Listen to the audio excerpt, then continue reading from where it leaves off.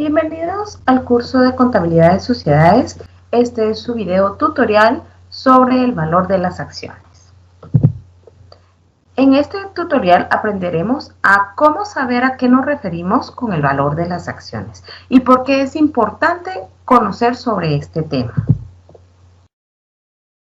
Conocer el valor de las acciones es importante debido a que nosotros podemos negociar con estos títulos valores. Y es por eso que es necesario que diferenciemos sobre tres conceptos importantes: el valor par o valor nominal, el valor de mercado o precio de mercado y el valor en libros.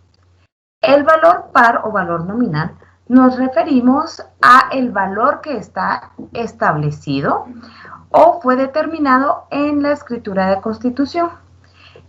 Y también debe de estar impreso en el certificado de la acción. Este valor, entonces, se determina desde el inicio de la sociedad. Pero el valor de mercado o precio de mercado es un valor por medio del cual los accionistas pueden comprar y vender acciones en una fecha determinada. Este valor o este precio no aparece en la sección del patrimonio o en la sección del capital, pero sí es importante al momento de la negociación. Es decir, si un comprador y un vendedor se ponen de acuerdo en un precio, ese es el precio de mercado, lo que están dispuestos a pagar o a recibir por el valor de esa acción. En el caso del valor en libros, se basa con el valor de las inversiones realizadas por los accionistas, pero también las utilidades retenidas. Esto genera una tendencia en el valor o en el precio de mercado. Veamos un ejemplo.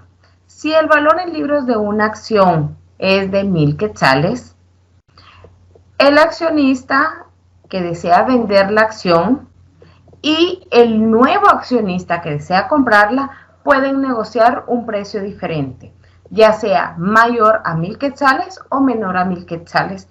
Y para eso es importante conocer el valor en libros.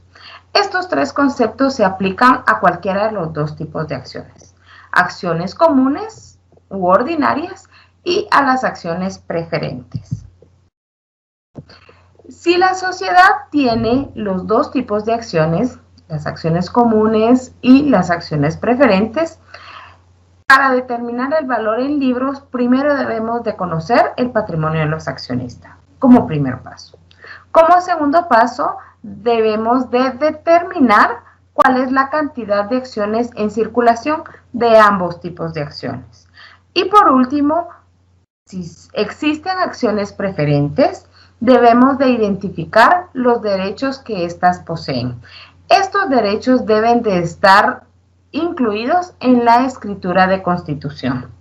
Y cuando decimos derechos nos referimos al porcentaje del dividendo fijo preferente y también si estas acciones son acumulativas o no son acumulativas y si los dividendos tienen participación o no tienen participación sobre el remanente del superávit y reservas. ¿A qué nos referimos con estos tres derechos? Empecemos con el dividendo fijo preferente. Este porcentaje se encuentra establecido también en la escritura de constitución, pero en los diferentes países cambia la legislación con relación a estas acciones. En el caso de Guatemala, se establece un porcentaje mínimo para este tipo de acciones. El dividendo acumulativo o no acumulativo para las acciones preferentes se basa a el derecho que tienen al momento del pago del dividendo. Veamos un ejemplo. Si el año 1 la sociedad genera una pérdida del ejercicio durante su primer periodo fiscal, no se van a realizar pagos de dividendos. Sin embargo, si en el año 2 se genera una utilidad y las acciones preferentes son acumulativas, los accionistas que tienen en su poder o que son dueños de las acciones preferentes van a recibir dividendo doble.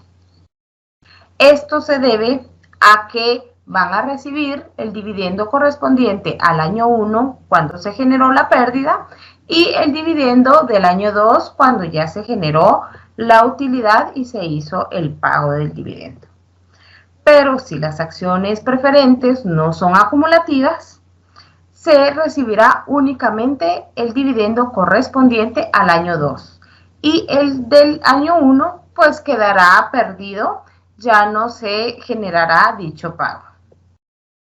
En el caso de si las acciones preferentes tienen participación o no tienen participación, se refiere a que el remanente que queda del superávit y reservas va a ser distribuido únicamente para las acciones comunes, si no tuvieran participación las preferentes, pero si tienen participación, ese remanente debe de ser distribuido equitativamente entre las acciones comunes y las acciones preferentes. Es decir, si una acción preferente tiene estos tres derechos, tendría que recibir entonces el porcentaje del dividendo preferente, fijo preferente, el monto correspondiente a lo acumulativo por los años que existen de atraso, si los tuviera, y también participan de la repartición del remanente del superávit y reserva.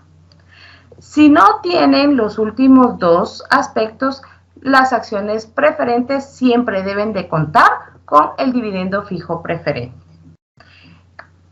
Hemos llegado al final del tutorial y espero que hayamos aprendido con relación al valor de las acciones y cómo diferenciar entre estos tres conceptos importantes. Esto es todo por hoy. Muchísimas gracias. Nos vemos en el siguiente tutorial.